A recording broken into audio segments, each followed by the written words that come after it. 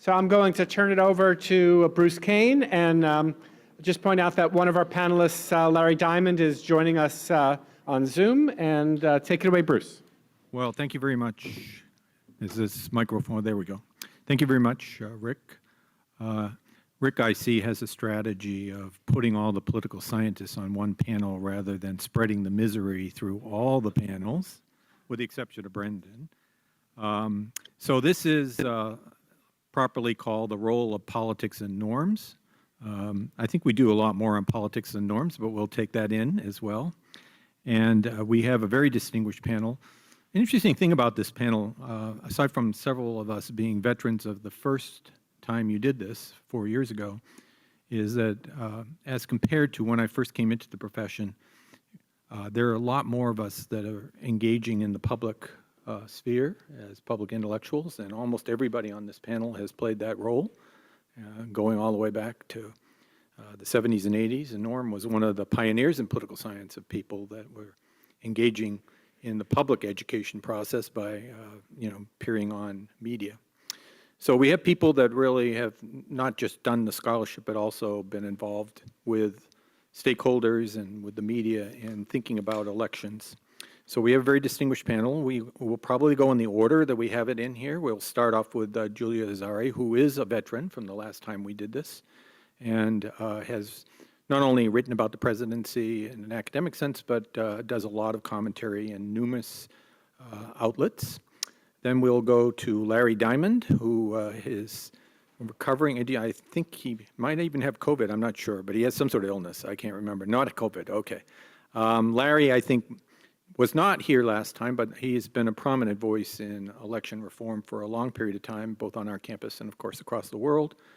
He is with the Freeman Spogli Institute, and is also affiliated with the political science and sociology departments at Stanford University.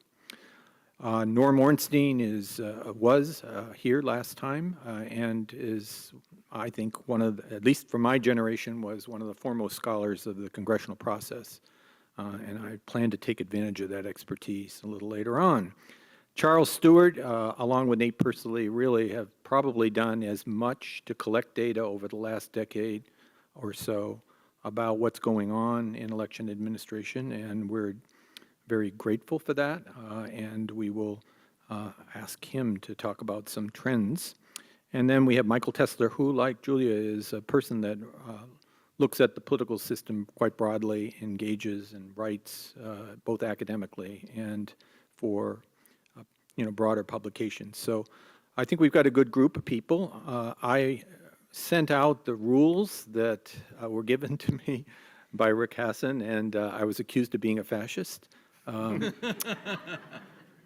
I said, no, I'm not a fascist, I'm a lackey, okay? I'm doing what the fascist says. So Rick Hassan is the fascist. I am the lackey. The problem, of course, is that there's quite a bit of us here, and so we have to really monitor our time. So I probably won't be quite as fascistic as Rick would like me to be, but I will sort of jump up and down, particularly for Larry, because he's not here and I can't really pinch him or grab him or anything if I think that we're getting a little too long on the opening remarks, because I do think that the questions and the dialogue between the members is something that we want to get. So Julia, why don't you kick us off with some initial thoughts on norms and politics as it relates to our election problems. Great, thank you. Thank you so much for the introduction. I'm glad to hear about that little principal-agent problem between you and Rick, who will imperfectly enforce the rules. So I've been writing about norms for well over a decade, about the informal rules and expectations that shape politics, and I'm really delighted to have an opportunity to update some of that work by talking about what we learned about the role of norms in the 2020 and 2022 elections. So one of the early observations that I wrote about in my work on this topic is that norms are most easily observed in the breach. And of course, in 2020, we had a breach. I think we learned a lot from the aftermath of the 2020 election about the role of informal expectations. Two of the kind of ideas that I've written about on this topic are that in relation to the formal rules, informal rules can either kind of supplement formal rules that never get made, that aren't there, and can also work alongside existing formal rules. With regard to the former, I think one of the things that we learned about the informal rules of American presidential elections is that that's really what we operated under, and that the formal structure, a constitutional structure that assumes that presidential elections might be indirect, might be determined by electors chosen by state legislatures that are very decentralized, really conflicts with our kind of colloquial and common understanding of those elections, that they will be national and that they will be decided by the popular vote. And that tension, I think, still persists, and we still see this in some efforts, so far unsuccessful efforts, maybe to change the way that the electors in the Electoral College are selected. And our formal institutions have yet to be updated, have yet to fully keep up. One of the kind of cruxes of that was the Electoral Count Act, and the updating of the Electoral Count Act, which I assume the next panel might also talk about when they get to election law. But I think that further illustrated the second problem, or the second idea, which is that informal norms, informal rules supplement the rules that exist. And there's really no way, I think, to write election rules that are without loopholes and that are without trade-offs. So the Electoral Count Act didn't include a specific provision saying the vice president doesn't have a role here and the vice president can't change the certification of the votes.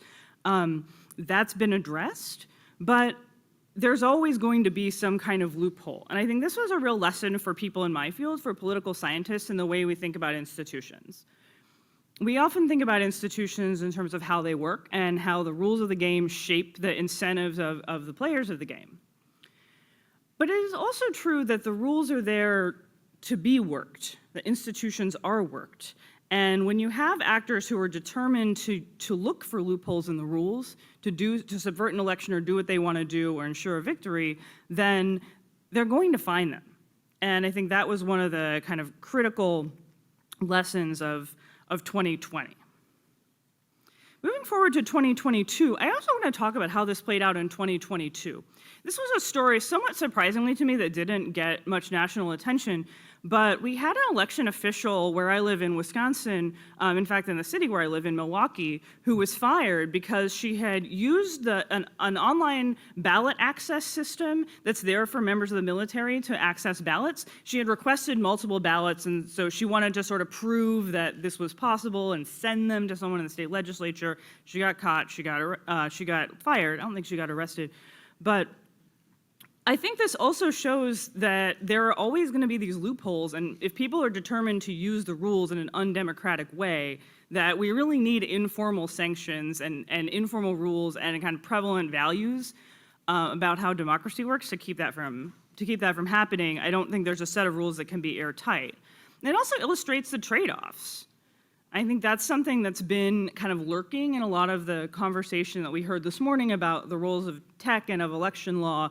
There are trade-offs between the ease of ballot access and the security of the elections, and that we aren't going to be able to get around having a difficult conversation about some of these value judgments.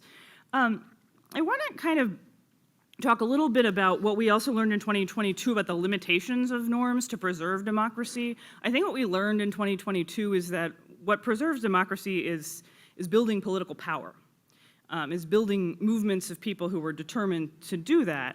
And it's not really these informal norms that are the guardrail. The guardrail is people who are actually willing to take and build power.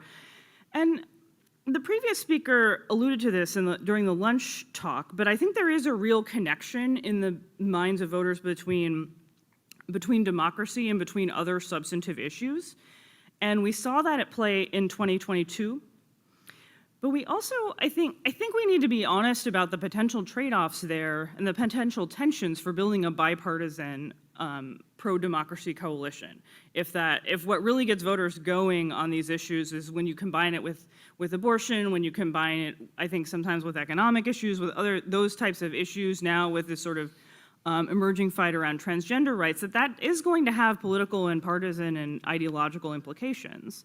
And finally, I want to just kind of close up by thinking about norms as an alternative to the kind of rationalist enlightenment framework that we heard about this morning. I think they can work in concert, but I think they're distinct logics of protecting democracy. And one is that if we just communicate to people about how secure the process is, if we communicate to people about how well elections are being administered, people will kind of rationally understand that.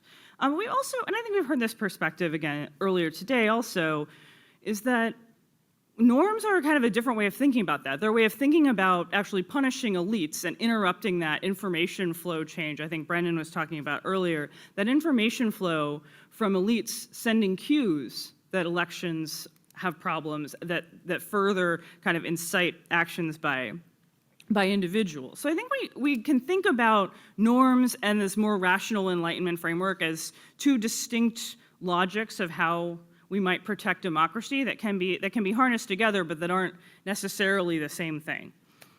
I'll hand it over to the next speaker. Oh, I'll take care of that. Our next speaker is Larry. Sorry, Bruce.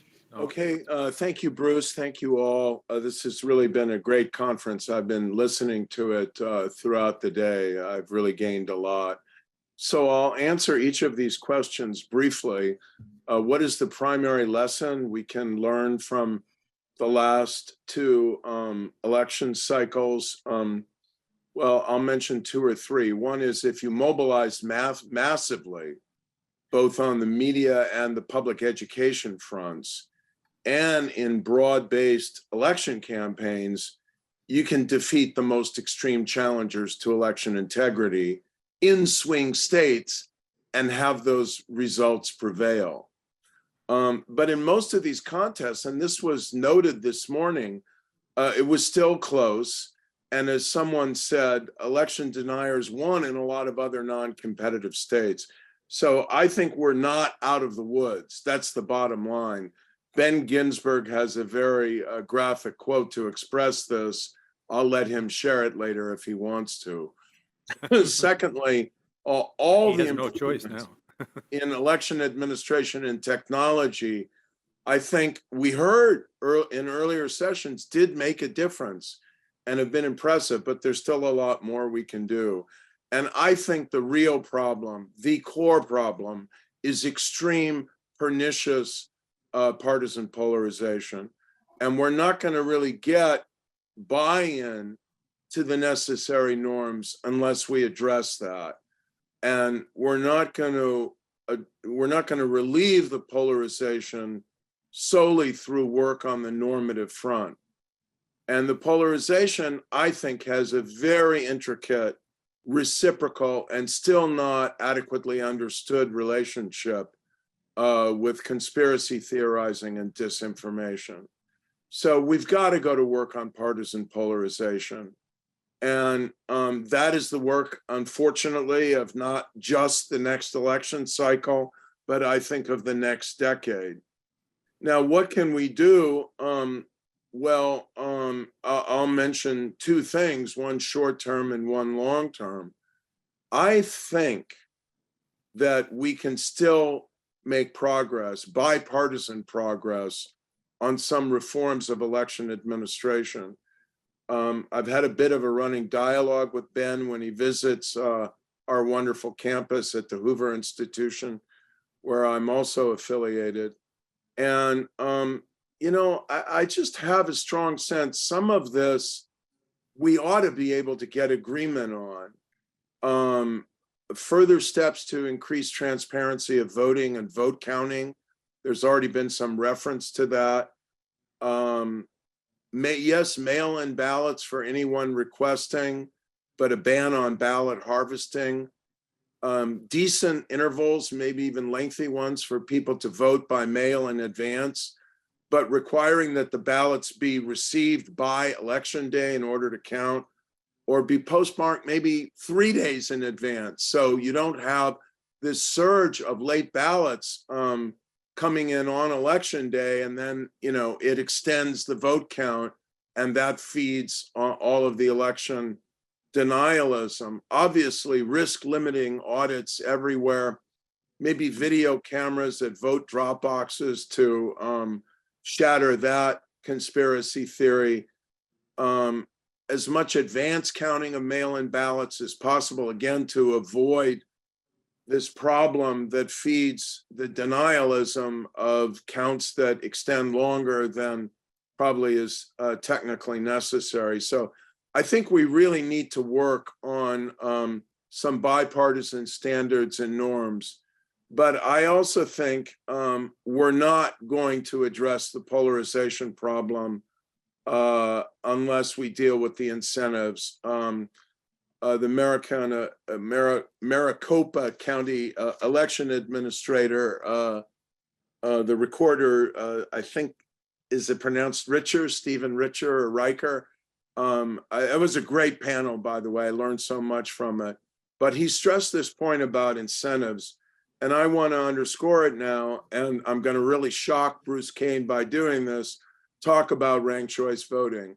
I think that unless we marginalize the extremes and make it more difficult for them to prevail with small pluralities of the vote, and make it more difficult for them to knock out reasonable people in low turnout party primaries and terrorize them into going along with some of this denialism, we're not going to turn the corner on this. And my favorite reform is basically the Alaska system of a nonpartisan blanket primary that chooses the top 4 candidates in Alaska if they can avoid having the system repealed by the state legislature, or as Nevada voted for the first of what will need to be 2 times the top 5 system that voters in Nevada approved last November, and then ranked choice voting to choose among the final 4 or 5 candidates.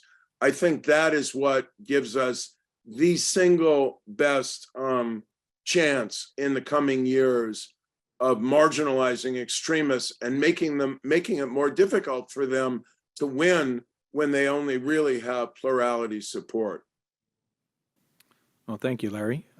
Next, we'll go to Norman. Thanks, Bruce. First, I want to start with addressing the unfair charge that you're a fascist. I know Ron DeSantis, and you're no Ron DeSantis. Thank you. Thank you. Let's talk a little bit about norms in a slightly different way. The Constitution, the laws, the rules are really the exoskeleton of a democratic political system. The norms are the ligaments and the cartilage. And if they start to erode, the whole thing can fall apart. Daniel Patrick Moynihan was a friend and mentor of mine, and there isn't a day that goes by when I don't think about the seminal piece that he wrote called Defining Deviancy Down, that as norms begin to decline, it becomes the new normal. And we have seen that happen across almost all of our political institutions, really going back, I would say, 40 years or more. Long ago, I pinpointed the role that Newt Gingrich played. And Larry, I don't refer to it as polarization anymore because I don't think that's an accurate reflection of where we are. We are polarized, but we are tribalized. And a large part of the problem, and the problem we're going to have, and as Moynihan pointed out, once you have stabilized at a lower level, moving back up becomes much more difficult. But if you have a large group of people who believe that those on the other side are evil and trying to destroy your way of life, not just well-meaning people who are just misguided, which is what you can have with functional polarization, then restoring any norms becomes so much more difficult because the end justifies the means over and over again.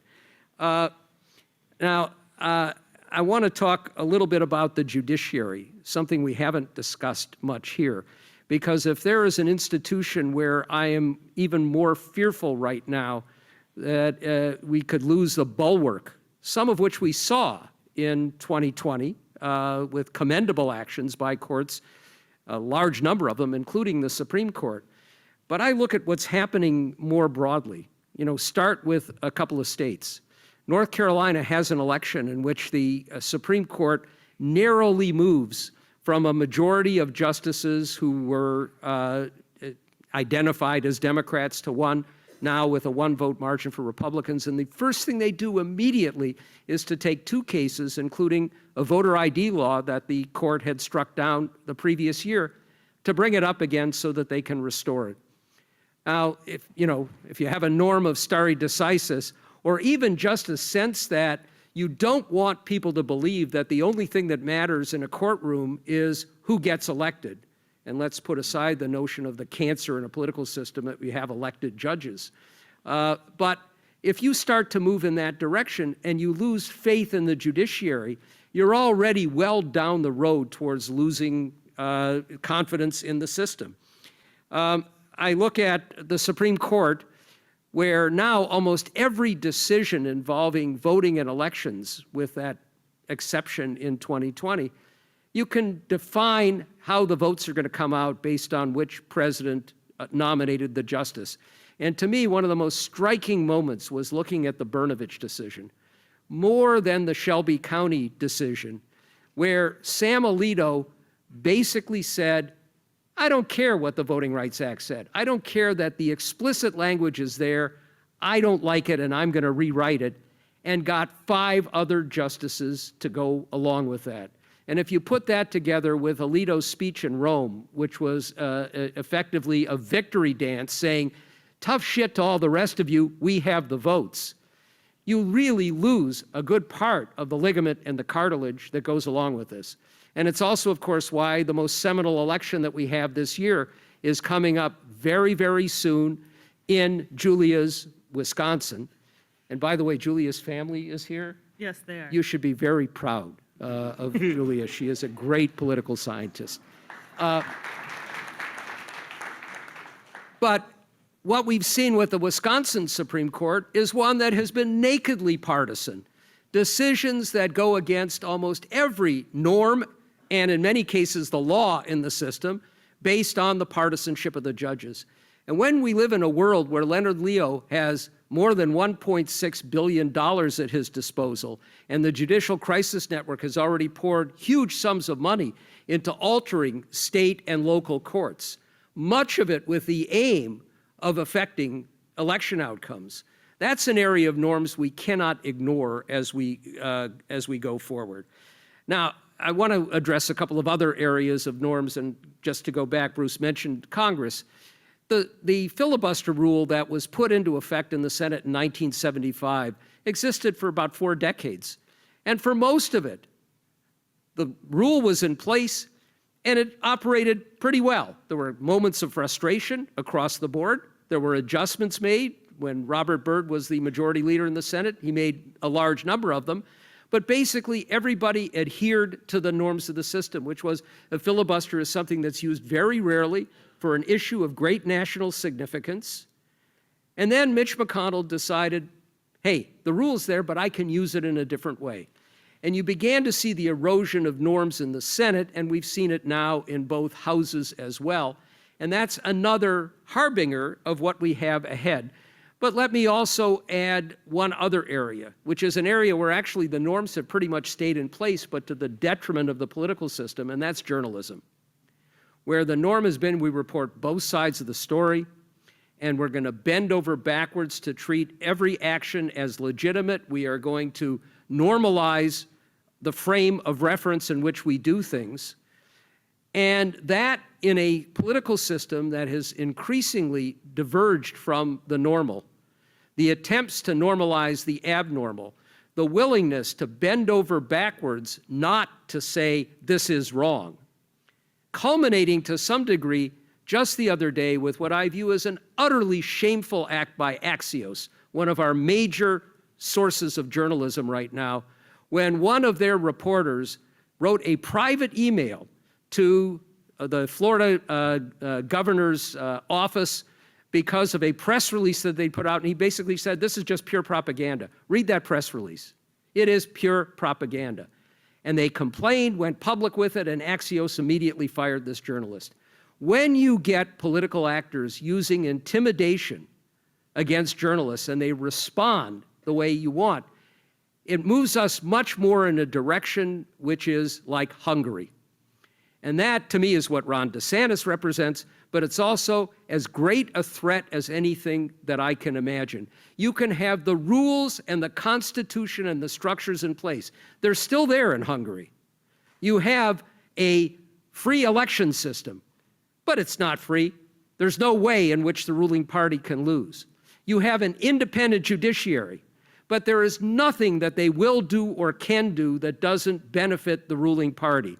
You have a free press until somebody goes over the line, in which case the governing officials intimidate them, jail them, or bring up tax charges and bankrupt them. And we have to be very concerned, as we have defined deviancy down, that we could have a fair election, but that ends up leaving us with a Potemkin village of institutions without any norms of behavior that resemble a real democracy. So have a nice day. I see. Following on the lunchtime talk, we're getting into the cycle of doom ourselves. But anyway, okay. So Charles, you're up. I guess I am. Am I on? Oh, Yep. Great. I guess I am. And man, that's a tough act to follow. And then I also guess I'm the one who gets to just kind of insert the joke here about this being a panel with norms in the title, and we only have one norm. So you can work on that joke.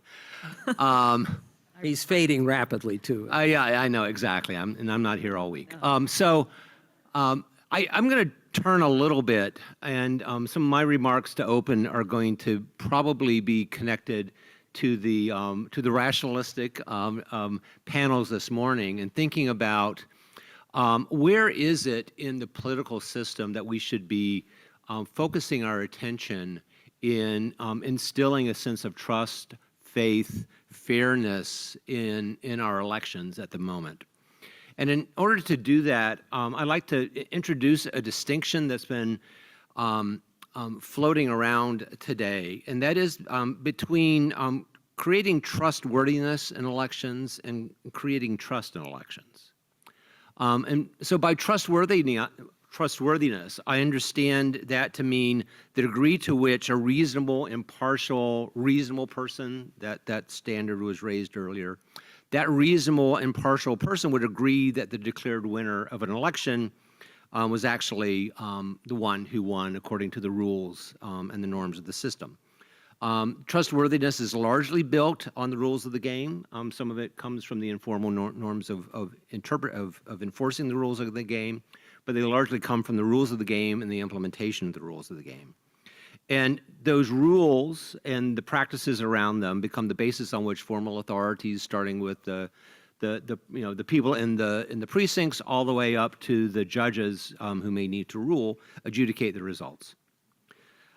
That's different from trust, which is a psychological construct in the minds of voters and others about the functioning of that system as they observe. And as has been said many times today, and I just underscore that, it's in the minds of a public that doesn't pay any attention to elections. I should also say they don't pay attention to anything. So we get our union card in political science by learning that voters just don't know much about anything in detail. So it's not just elections. It's policies, it's all sorts of things. And so why would we imagine that if they don't know, if they aren't experts on, for instance, the healthcare system, which is of consequence every day, or even of the school and educational system, why would they be experts in elections? Nonetheless, they develop trust. And how do they develop trust? They largely, we know, and again, this has been said before, but I think it bears repeating, they learn it by listening to people they trust, and the people they trust, alas, are not election officials. They are the politicians whom they elect in order to do a wide variety of things and not just run elections. And so that's, so that's really kind of what the choice is. Do we build trustworthy systems? Do we increase trust in the system among the electorate? And what's the balance? And my sense is that building trust, there's real limits to what we can do. From what I've said, trust is built by largely elites. And If elites attack the system, then how are voters to deny that that should be attacked? And on top of that, and this is something that's specific about this time, and it hasn't really been mentioned, but I think it really bears mentioning, that not only are prominent political elites attacking the system, but there is now, and I think this is different, a large, well, at least an effective grassroots social movement of people who also want to sell pillows and other things has grown up, making millions of dollars, giving speeches and seminars and other meetings in places that we who live in the bubbles of the East and the West Coast never encounter, and are reinforcing this, and we don't observe that very much. But that's going on too, to undermine trust. Okay, this electorate doesn't know what election officials are doing to instill trust. Early this morning, it was talked about the various things that are being done. I run a survey after every election that asks people about their experience with voting. In 2022, we asked people, which of the following things do you know about that election officials do to make the system secure? Things like LNA testing, signature verification, et cetera. Only 28% of respondents said they knew that there were post-election audits. And it turns out there was no correlation between people saying they knew that their state did a post-election audit and whether that state had a post-election audit. I won't go any further. I don't have much time. Nonetheless, you know, there is evidence that the gap in trust between Democrats and Republicans did narrow in 2022. It could be because of what election officials did in 22, or it could be because Republicans are beginning to recognize that election denialism is a liability, and they are moving on. Okay. It's notable, though, it's interesting that the gap in confidence, again, this is the research that I did after the 2022 election, has narrowed in Georgia, Wisconsin, Pennsylvania, and Nevada. So maybe some of these concerns are actually eroding in the states. I hate to say that the only state that I can find in which these issues are growing in terms of gaps between Democrats and Republicans is, there you go, Arizona. And so it could also be, and I hate to say this, I mean, every time I hear about Arizona, I just feel worse and worse and worse. But I do, I mean, with all due respect to Arizona, I do think we need to think about, you know, do we just send all the love to Arizona, and is there something special about Arizona? And there might actually very well be. I mean, I think we are at a point where we need to begin understanding what's happening in particular states because of these dynamics. Final thing I'll say, and then I'll say it's just two things, and I'll wrap up and make Bruce happy. On the other hand, Democrats actually might be too trusting. And that is to say, we live in a time in which Democrats have become, I would say, irrationally exuberant about what election administrators can accomplish. And we should reflect on the fact that the gap between Democrats and Republicans in trust and belief in the system, that gap is primarily not because Republicans have become less trusting, but because Democrats have become radically more trusting of the system. And what are the implications for the ability to, you know, actually administer election reforms and those sorts of things when Democrats believe that election administrators can walk on water? So if trust is outside the control of election administration community, that leaves us with trustworthiness, which I would argue that has left us pretty well, and held up pretty well. And this is where I will end. In the 2020 election, and I was thinking the 2022 election, the fact-based part of the process, from running of the election boards to the courts, held pretty well.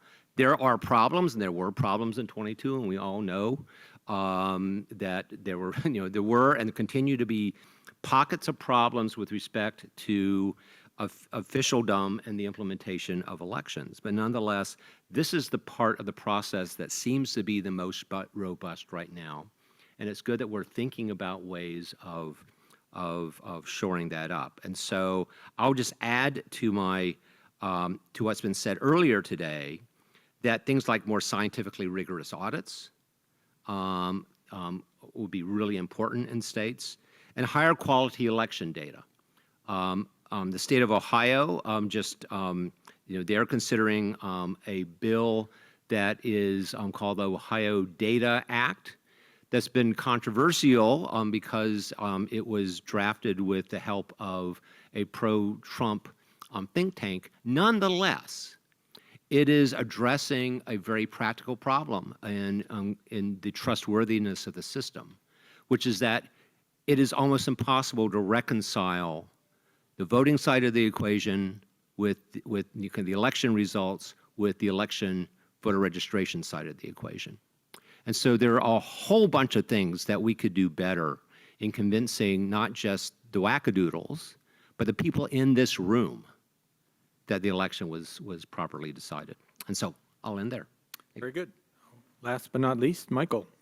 All right, thanks so much to Rick and all of the panelists. I'm going to talk about race, social norms, and democratic erosion, not just because I study race and public opinion and it fills an important gap in this panel, but because I don't think that you can separate the eroding norm of racial equality in this country on one hand from eroding faith in democratic elections on the other. And so let me work a little bit backwards here in terms of the norm of racial equality and its emergence. So a lot of work in political science, a famous book by Tally Mendelberg called The Race Book. The Race Card kind of tracks this emerging norm of racial equality in the 50s and 60s. And by norm of racial equality, that doesn't mean equal outcomes. It basically just means equality in principle. Things like you should have equal access to the voting booth regardless of your skin color. And what we've seen in the last several years is what my graduate student and now professor at Wellesley, Manisha Arora, calls the theory of differential norms. And we're really starting to see, much the way that Mendelberg kind of chronicles the emerging norm of racial equality on one hand in the North versus the norm of racial inequality in the South. We're seeing a two-tier system where Republicans are increasingly moving away from this norm of racial inequality. So what's the upshot of that for democratic outcomes? We have a long history in this country of racial biases and prohibitions in terms of voting access. The eminent political scientist Larry Bartels wrote a very succinct and powerful article on the role of ethnocentric attitudes in terms of predicting anti-democratic attitudes. And then we have the nature of the 2020 election and the specific charges that Donald Trump was making. And so on one hand, we have these kind of broad statements of fraud. But then you dig a little bit deeper and you look at who is being targeted as the committers of this voting fraud. Well, we have Milwaukee and Philadelphia and Detroit and Atlanta and Maricopa County.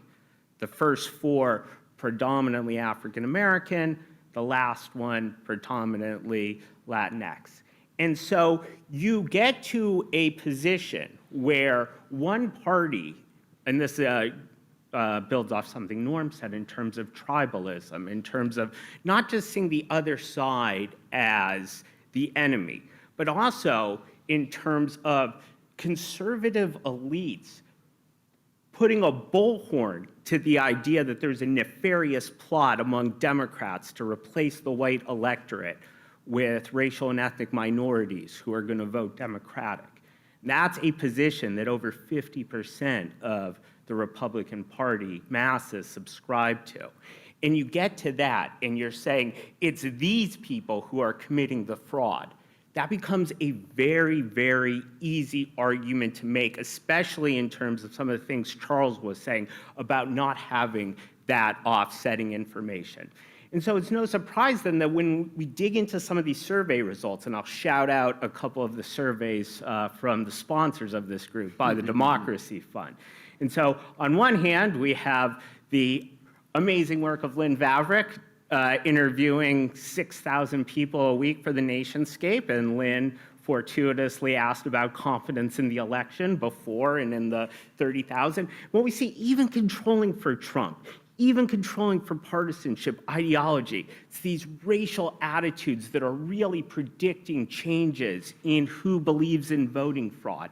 Likewise, another Democracy Fund survey tracks the exact same voters from 2012 up through 2022, fortuitously has a September 2020 and a November 2020 panel wave. And again, we see this exact same pattern. We're controlling for everything, including Trump himself.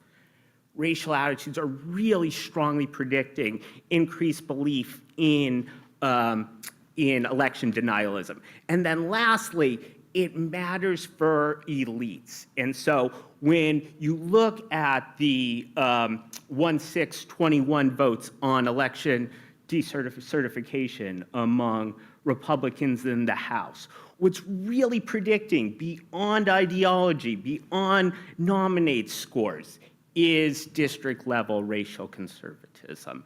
And so that tie there really goes hand in hand. And so last thing I want to say is that I know people like Liz Cheney and Adam Kinzinger are viewed as heroes by many in this room, and a lot of love for them for what they did on the panel. But if you're not supporting the John Lewis Voting Rights Act, I don't want to hear from you, because that is, you can't have it both ways. You can't say, I'm going to, not necessarily care about voting restrictions that disproportionately impact racial and ethnic minorities, and then be the grand defenders of democracy. If we're talking about elites, we're talking about, yes, also embracing, of course, election results, but leveling the playing field in terms of threats to multiracial democracy. All right, mic drop. Thank you, Michael. Okay. So I'm going to address some questions to all of our panelists, and not necessarily in the order they spoke, but in the order as it occurs to my mind. So let me start, Norm, with you. We were able to get the Electoral Count Act passed by putting it in the omnibus bill. So I know that your focus is on the deterioration because you knew a better Congress, but let's for a second look for rays of hope here. We've heard a lot today about the threats of violence against election officials, and I've talked to Ben and various other people around here, and that thought could be remedied by extending the protection to election officials that we give to Congress. Do you think a bill like that would have a chance of coming through because people in politics would have a hard time opposing something like that? Yeah, I think it's entirely possible. And I will give them a shout out for what they did with the Electoral Count Act, which could easily have been diluted much further and, had people declaring victory when it wasn't there. But I also have to offer the word of caution that for everything that they did, we still have the problem of norms. There are still potentially going to be votes taking place with, and I will tell you, Bruce, I've been around the Hill for more than 5 decades now. I've known a whole lot of these players. I've never seen anything like this in terms of the moral cowardice that members have, that the intimidation of them just by their own voters, but also by their peers, this sense of, I'll be shunned, I'll be excommunicated. If that's still there, whatever laws we pass are not going to be adequate. And let me add just one other cautionary note. It's something I actually wrote about today, which is another fear that I have, and it's actually, Larry, where ranked choice voting would make such a difference at the presidential level. No Labels, an ostensibly nonpartisan group, has now raised almost $50 million, and they're going to raise a lot more. And they're what they want to do is to put a no labels presidential candidate on the ballot. Curiously enough, they're targeting 20 states which otherwise might go for a Democrat, but with an independent candidate drawing off votes could go the other way. imagine what happens to our political system if, for example, as a consequence, nobody gets a majority of electoral votes, and then you have a presidential race decided in the House by state. So it's which party has more state delegations. And that's within the rules and the laws. Would it fit our norms of legitimacy in a political system? I fear not. Didn't in 1824, It- right? yeah. Wouldn't You know, know. we've been down this road or been through this rodeo before. So you can get some of these things done, and they would be very, very helpful. But if we exist in a world where there are pernicious actors or even clumsily well-meaning actors who can throw a wrench into the system the way it's operating, if the incentives, going back to that word, for members when the crunch votes occur are headed in the wrong direction, if there's a real headwind against operating appropriately. And for a lot of these members, I can tell you, it's not just the fear that, you know, people will say, oh, you're an apostate. It is, as we saw with Brad Raffensperger, and just reading the story about the grand jury members who were talking anonymously to the Atlanta Journal-Constitution. Raffensperger's wife, they said, coming in and talking about the death threats, people coming to their lawn. You know, that's a different world than we've seen in our lifetimes. It existed in the Wild West in the past, but I'm just not confident that we can get things done that are going to take us out of this. Yeah, and that's actually like a point that Larry made earlier about polarization, but it's deeper about the culture. And I want to go to Larry before he falls asleep because he's sick. So Larry, no, I'm only kidding. So Larry, look, you're at the Hoover Institution, and you've interacted with politicians across the world. Do we have a hope in this country? Because I think a lot of the discussion is about we really have to resolve things at what we call the elite level, which is a little bit problematic as a term, but let's just take it as a term. Do we have a hope of coming up with a common set of principles with all the norm deterioration that Julia and Norman are talking about? Do we have any hope of establishing across party lines a common set of what is untouchable? Don't go there. Don't do that. Don't make that part of your political tactic to undermine the electoral process. Do you think, sitting at the Hoover Institution and talking to people in the hallways, that there's the capacity to create that bipartisan consensus? Yeah, I do, but it's got to start, I think, by at least trying to build, to some degree, coalitions from the center out. Look, I was in support of the John Lewis Voting Rights Act. I'm sorry it didn't pass, but I think there were some moderate Republicans who could have signed on to a lot of that if there'd been, not many, but some, if there'd been more of an effort at a bipartisan approach. And I think that if we could get a few more moderate or independent senators, they could create, there is this, the more interesting idea from the political reformers who'd like to build the center up is not the one, Norm, you referred to with the third party candidacy, which I think is about as self-defeating and crazy an initiative in the current American electoral system as anything I've heard of. It's just sheer lunacy, you know. Great, give us another 4 years of an authoritarian presidency. But rather the idea, if you could, get some center leaning or compromise embracing, not even necessarily all that moderate senators elected through the ranked choice voting mechanism, you'd have more chance to build coalitions from the center out. Now, the House is looking hopeless now in that regard. I realize that, but we do have a bicameral system. And if the House goes in a different direction again, maybe a broader bill that could pass the Senate would then pass the House. I think it's an iterative process. But I think that Democrats have made a mistake by writing off all Republicans and condemning the entire Republican Party as, beyond the pale.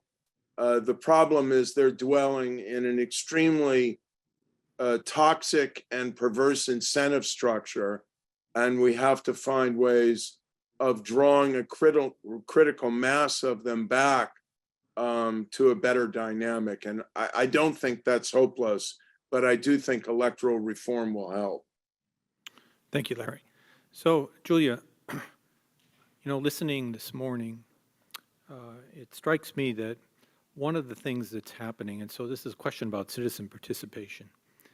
One of the things that's happening with convenience voting is it's increasingly going to be in the hands of the election officials per se, right? Unless you do these citizen boards that you've done that we've heard about. Whereas when we had people voting in person, we had everybody's grandfather and uncle and in the neighborhood actually manning the polls. And so you had people of trust that were there visibly in the process. And so you're accusing your neighbors and your friends of being part of a conspiracy.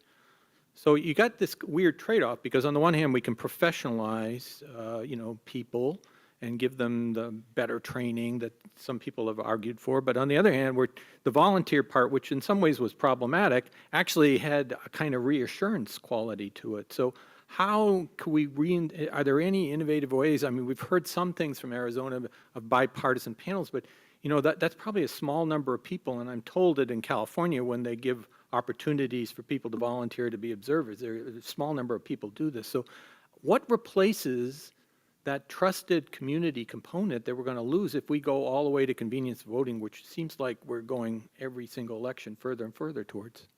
Yeah, I mean, first of all, I'm just going to cite Charles, so maybe he would have something to say about this also. But my sense about this, and my thoughts on this are really formed by a piece that's written by Charles and Nate Pursley, who's floating around somewhere, and Stephen and Mosbacher on people's perceptions of, in that case, it's perceptions, I think, of voter ID laws, but it broadly has this point that what people are really responding to is partisan elite cues. So it's not totally clear to me that anybody knows, as someone said earlier, how elections even work. So I'm not sure, I mean, I would be persuaded by good evidence, but I'm not totally sure that that's the distinction that people are making when they have this election distrust. It's the messages that they're hearing. And it seems also to me that the jury is still out on the impact of these sort of access bills or access policies, making it easier to vote. The impact of that on whether people actually vote. I've seen kind of mixed evidence on that. It seems like what gets people to vote is the sense, and this is where Larry's point about polarization is kind of complicated, right? When people feel like the stakes are high, that's when they vote. I mean, you can say a lot of bad things about the last couple of election cycles, but one thing is the turnout's been very high. So I think it's really tricky.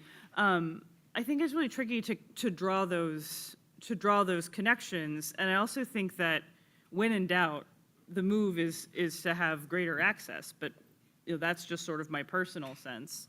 I don't know if Charles, you want to... Well, let me pick up on that because I was going to go to Charles next. I mean, okay, sure. So... Keep trying to moderate this panel because I'm worried you're going to Good point. I'm on it. I studied Maybe we executive could have a politics. vote. This comes from having been on panels with me before. No, but I do. So Charles, I'm going to push it back to you in a slightly reformulated way because you were kind of going in this direction. Mm-hmm. Okay, so what Julia just said is, okay, look, we should favor access, okay? And one problem, of course, is that there are trade-offs. We don't maximize any of these values. I wrote a book all about this subject. Every single one of these values, when you maximize it, you're going to have some trade-offs, okay? Right. So the trade-off here is between the security and access, and we can imagine steps that would increase access that would lower security. For example, if we didn't ask for any ID and anybody could do it, okay? Anybody could vote, okay? So let's assume there's a trade-off there. So to use your language, I'm going to reformulate it into there's an appearance of integrity standard and there's the actuality of integrity. Or there's, to use from campaign finance, there's the appearance of corruption, but corruption here would be the corruption of the process through fraud versus the reality. So it seems to me we're stuck trying to make a choice. And I'm wondering, as you think of the different things that we could do, you know, that might, you know, increase the appearance of security without diminishing too much the actuality of access. From your 10 years of observing all this data, where would that sweet spot be, do you think? Where could we start on that trade-off? Because I don't think we can just ignore the appearance of corruption problem. But we've seen in the campaign finance conflict of interest, if you go too wild on that, it can become incredibly cumbersome and difficult because where is the standard of appearance of integrity? You know, where is the sweet spot? You've been looking at this. I mean, I think one thing political scientists have done is we're very good at articulating the problems. We're kind of cowardly ourselves in coming forward with solutions and saying this is what the evidence is. So what's your gut tell you, or what does your evidence tell you about what the sweet spot would be that moves us a little bit more in the direction of the appearance of confidence? Okay, so I'm gonna answer with a principled "it depends" in the following sense, and there's no right answer. But in order to do that, I need to roll us back to 2020 and suggest why I think one of the reasons why we're here that goes unarticulated. And that is to say, this trade-off between access and security is inherent in election administration. And largely, and mostly in American history, we've dealt with that through our federal system, allowing election administration to evolve in different ways around the country to meet local understandings of what that is. Now, that's also come with some real horrible things, such as violent disenfranchisement of minorities in the South. At the same time, the West developed, you know, in a region of the country that used to get spouses and houses through the mail, they were comfortable with mail, you know, with ballots through the mail. In the East Coast, where there were histories of fraud and, you know, all sorts of things, they weren't so comfortable with things like that. And evolution took a different path. In the South, because of other, in addition to the racial concerns, and maybe I'm being convinced because of the racial concerns, convenience took yet another turn. I think one of the problems that I would have in answering that question is that empirically there is not a single answer to that. And I think that one of the things that we're laboring under right now is that, I will name the Democrats as a problem here. In 2020, Democrats took many national Democrats took the COVID-19 emergency as an opportunity to impose on the nation a solution to this trade-off. In some places, the nation just wasn't there, the states and the people weren't there. And so I would say that that answer is going to should depend on where you live and what the culture is, what the practice is, et cetera. I would hope that the East would stop ragging on the West for voting by mail. I would hope the rest of the country would stop ragging on the Southeast for emphasizing in-person early voting, which seems to have worked in many ways. Not how I would do it, but a certain comfort level was entered there, et cetera. So I think that answer is going to vary.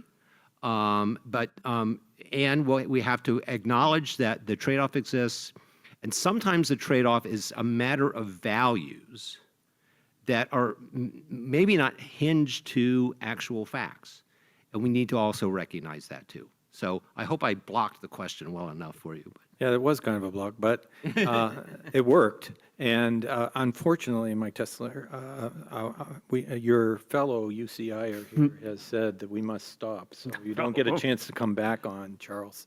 So I want to thank the panelists for a really thought-provoking set of remarks and hand it back to Rick.